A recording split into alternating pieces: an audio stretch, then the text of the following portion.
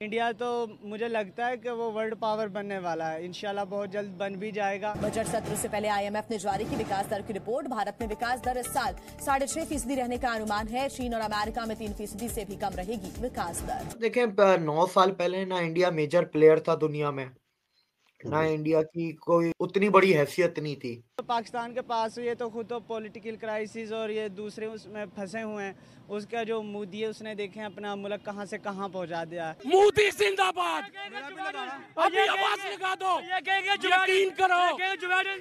आज अगर आप मोदी के नारे पाकिस्तान में लगा रहे हो, आज अगर मोदी अपना नाम रख लेना मोदी खान, मैं कसम खा के कहता हूँ ये सब मोदी को सपोर्ट करें। वो जैसे अमेरिकन अपने ज्योग्राफी से बाहर निकल के तो अपने इंटरेस्ट को प्रोटेक्ट करते हैं, इंडियंस भी अपने इंटरेस्ट को अपनी बाउंड्री से बाहर निकल के प्रोटेक्ट कर रहे हैं। बल्कि उनको तो हमने अपना आइडियल मानना चाहिए, जिस तरह उन्होंने अपनी तरक्की की है। कृषि हो, उत्पादन हो, सर्विस सेक्टर हो, खनन हो, भारत हर तरफ से बढ़ रहा है। तो वो जब इन तेलों में तेल नहीं है तो किसी ने वैक्यूम तो वो फुल करना है, और भारत बड़ी खूबसूरती से कर रहा है, अपनी पोजीशन बड़ी स्ट्रांगली वो बना रहा है। आज पाकिस्तानी खुद कहते हैं कि Muslim world is more closer to India than Pakistan. बिल्कुल ऐसे ही है। Western world is more closer to India, western world is dependent on India, western world prefer India, ठीक है, western world is aligned with India. उनसे हम अगर दोस्ती का हाथ बढ़ा लें, बल्कि हाथ क्या उनसे पनाह मांग लें, शायद कि वो कोई रहम रिहाई कर दें। बड़े सख्त लफ्ज बोल रहे हो। नहीं, लफ्ज सख्त तो हैं लेकिन ठीक है, हकीकत है।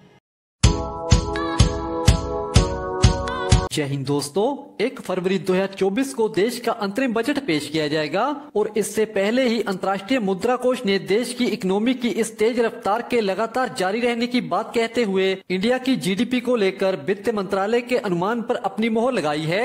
इसके साथ ही वैश्विक निकाय ने भारत के ग्रोथ के अनुमान को संशोधित कर पहले से और बढ़ा दिया है।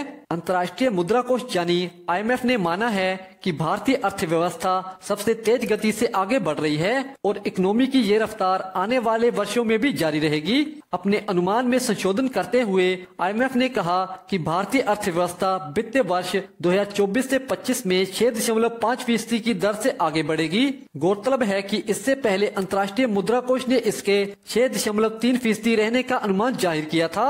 आईएमएफ द्वारा जारी वर्ल्ड इकोनॉमिक आउटलुक में ये जानकारी शेयर की गई है। वहीं पर आईएमएफ की इस रिपोर्ट को देख पाकिस्तानी मीडिया सदमे में है। इसी पर आज की पाक मीडिया की परिचर्चा आइए सुनते हैं। इंडिया तो वर्ल्ड की एक बहुत बड़ी इकोनॉमी बन चुकी है और इंडिया बल्कि उनको तो हमने अपना आइडियल मानना चाहिए, जिस तरह उन्होंने अपनी तरक्की की है। तालीम में देख लें, एजुकेशन में देख लें, आईटीटी की फील्ड में देख लें, इंडस्ट्री में देख लें। उसके बाद उन्होंने जिस तरह ग्रो किया, हमें उनको एज आ आइडियल मान के चलना चाहिए, ना कि उनको ट्रोल करना चाहिए। क्योंकि जब पाकिस्तान के पास ये तो खुद तो पॉलिटिकल क्राइसिस और ये दूसरे उसमें फंसे हुए हैं। उसका जो मोदी है उसने देखे अपना मुल्क कहां से कहां पहुंचा दिया है। देखें, 9 साल पहले ना इंडिया मेजर प्लेयर था दुनिया में, ना इंडिया की कोई उतनी बड़ी हैसियत नहीं थी, और इंडिया से पूछ के ना फैसले होते थे। और मैं दोनों तरफ से कह रहा हूँ, मैं इकोनॉमिकली भी कह रहा हूँ और मैं डिप्लोमेटिकली भी कह रहा हूँ, मैं आपको मिलिटरीली भी इंडिया के हर लिहाज से कह रहा हूँ, ठीक है। लेकिन 9 साल में जो चेंज हुआ ना, अगर आप मोदी जी के पहले 5 साल देखें जो 14 से 19 के थे, उसमें मोदी जी ने कोई इतने बड़े बड़े पहले फैसले नहीं लिए, ठीक है, जो मुल्क में जो चेंजेस और पॉलिसीज वगैरह में। पहली चीज। दूसरी चीज, पहले 5 साल में मोदी जी पूरी दुनिया में कोट सूट में घूमते थे, आप देख लें। 19 के बाद कोट सूट है ही नहीं, 19 के बाद कुर्ता पजामा है। 19 के बाद एक दफा कोट सूट नहीं पहना है मोदी जी ने। क्योंकि आप पहले क्या होता है ना कि देखें, बिजनेस जो मीटिंग होती है जी, ठीक है, तो आप पहली मीटिंग में तो पूरा तैयार होके जाते हो ना, लेकिन जब अगला बंदा आपका पार्टनर बन जाता है, जॉइंट वेंचर हो जाता है, तो आप जीन्स टी शर्ट में भी जा सकते हो मीटिंग में। तो ये वही चीज है कि बाद में आपकी मर्जी चलती है कि आप क्या पहनना चाहते हो, ठीक है। और मोदी जी ने सबसे ज्यादा टूर भी अपने पहले 5 साल में ही किए हैं। मतलब पहले 5 साल में जितने टूर किए हैं उतने तो दूसरे 5 साल में भी नहीं किए, उसके आधे भी नहीं किए। तो आप इस चीज का फर्क है। अब देखिए, जब टूर होते हैं, दोस्तियां बनाई जाती हैं, पर्सनल रिलेशन, पर्सनल लेवल पे जो दोस्तियां होती हैं हेड ऑफ द स्टेट्स के साथ, कहीं ना कहीं वो दोस्तियां फिर आपकी जो बायलैटरल डिप्लोमेटिक एंगेजमेंट्स होती हैं, कहीं ना कहीं उन दोस्तियों का उधर आपको असरात नजर आते हैं, पॉजिटिव असरात। जाहिर सी बात है, दोस्ती होगी तो नजर आएंगे। आपने एक इंडिया का नया विजन दुनिया को जाके दिखाया, नया आउटलुक जाके दिखाया। इसमें देखें बहुत सारी चीजें हैं, जैसे फॉर एग्जाम्पल मोदी जी ने जो पहली चीज शुरू की कि जब भी वो जाते थे कहीं पे तो वो वहां पर अपने डायस्पोरा से मिलते थे। तो डायस्पोरा से मिलना जो है ना, देखें उसकी बहुत सारी चीजें। पहली चीज, आप डायस्पोरा को दोबारा वापस बुलाते हो, डायस्पोरा से इन्वेस्टमेंट भी करवाना चाहते हो, डायस्पोरा को आप एक विश्वास देना चाहते हो कि इंडिया बदल रहा है, और साथ ही साथ वो जिस मुल्क में डायस्पोरा है उस मुल्क में भी बताना चाहते हो कि इस मुल्क में हम इंडियंस की क्या ताकत है। तो हमसे पंगा लोगे तो हमारा डायस्पोरा तुम्हारे मुल्क में क्या कर सकता है। डिप्लोमेटिक एंगेजमेंट्स में जैसे नॉन अलाइंड मूवमेंट है इंडिया का, उसको कभी उसकी पूरी पोटेंशियल को इस्तेमाल नहीं किया गया कांग्रेस के दौर में, ठीक है, जो कि इंडिया की बहुत बड़ी ताकत है। और वैसे है उसका क्रेडिट जाता है जवाहरलाल नेहरू को, लेकिन उसकी पूरी एक ताकत को इस्तेमाल करना है ना, वो कभी नहीं किया है। तो 14 में वो ताकत को भी इस्तेमाल करना शुरू किया कि भाई हमारे पास है ना इसकी ये चीज की एक ताकत है। तो नॉन अलाइंड मूवमेंट के हिसाब से एक वो जिसको कहते हैं ना कि नॉन अलाइंड या इंडिपेंडेंट फॉरेन पॉलिसी, हर मुल्क के साथ म्यूचुअल इंटरेस्ट और नेशनल इंटरेस्ट को देखे जाएंगे, ठीक है, हर रीजन हर मुल्क के साथ। और इसी साथ ही साथ 2014 के बाद देखिए, 14 से पहले भी इंडिया ओवरसीज में डेवलपमेंट प्रोजेक्ट्स करता था, डेवलपिंग कंट्रीज में, अफ्रीका में भी करता था, कैरिबियन आइलैंड्स में, पैसिफिक में, हर जगह करता था। 14 के बाद वो प्रोजेक्ट्स 3 गुना बढ़ गए, ठीक है। उनको विश्वास दिलाया कि इंडिया है तुम्हारे साथ, एक बड़ा मुल्क है तुम्हारे साथ जो तुम्हारा भला चाहता है। तो आपने उन मुल्कों का साथ लिया डिप्लोमेटिकली वर्ल्ड स्टेज पे, जो आगे जाके ग्लोबल साउथ में जाके कन्वर्ट हो गया आपका।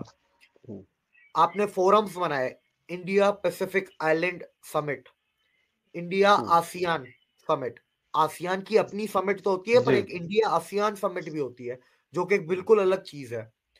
उसके अलावा आपने जैसे इंडिया कैरेबियन समिट बनाई, ठीक है, आपने दुनिया के सारे मुल्कों को एंगेज करना शुरू किया, छोटे से छोटा बड़े से बड़ा मुल्क, FTA शुरू किए, और आपने अपने घर में चीजें सुधारी, दुनिया को बुलाना आपने शुरू किया। जो BBC, जो गार्डियन, जो वॉशिंगटन पोस्ट, जो न्यूयॉर्क टाइम्स 2014 में जिन्होंने लिखा था कि top 5 fragile economies of the world जिसमें इंडिया आता था, वो आज 10 साल बाद लिखने पे मजबूर हैं कि world fastest growing economy India, बिल्कुल बिल्कुल, एंड द मोस्ट स्टेबल।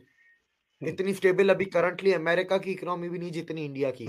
आज पाकिस्तानी खुद कहते हैं कि Muslim world is more closer to India than Pakistan. बिल्कुल ऐसे ही है।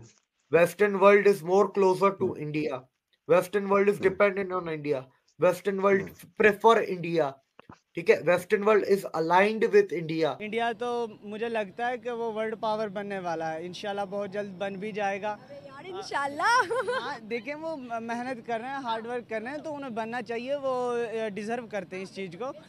बात तो पॉइंट किया, क्या आपको लगता है कि हमें इंडिया की तरफ हाथ बढ़ाना चाहिए, उससे दोस्ती करनी चाहिए? अगर हम इंडिया से दोस्ती करेंगे, एक तो हमारी इकोनॉमी में भी फायदा आएगा, दूसरा हमारे जो पड़ोसी मुल्क है जिनसे आज हमारी नहीं बन रही, उनके साथ भी हमारा अच्छे ताल्लुकात मतलब मंजरे आम पे आ सकते हैं। इसी में फ़ायदा है, उनसे हम अगर दोस्ती का हाथ बढ़ा लें, बल्कि हाथ क्या उनसे पनाह मांग लें, शायद कि वो कोई रहम रिहाई कर दें। बड़े सख्त लफ्ज बोल रहे हो। नहीं, लफ्ज़ सख्त तो हैं लेकिन ठीक है, हकीकत है।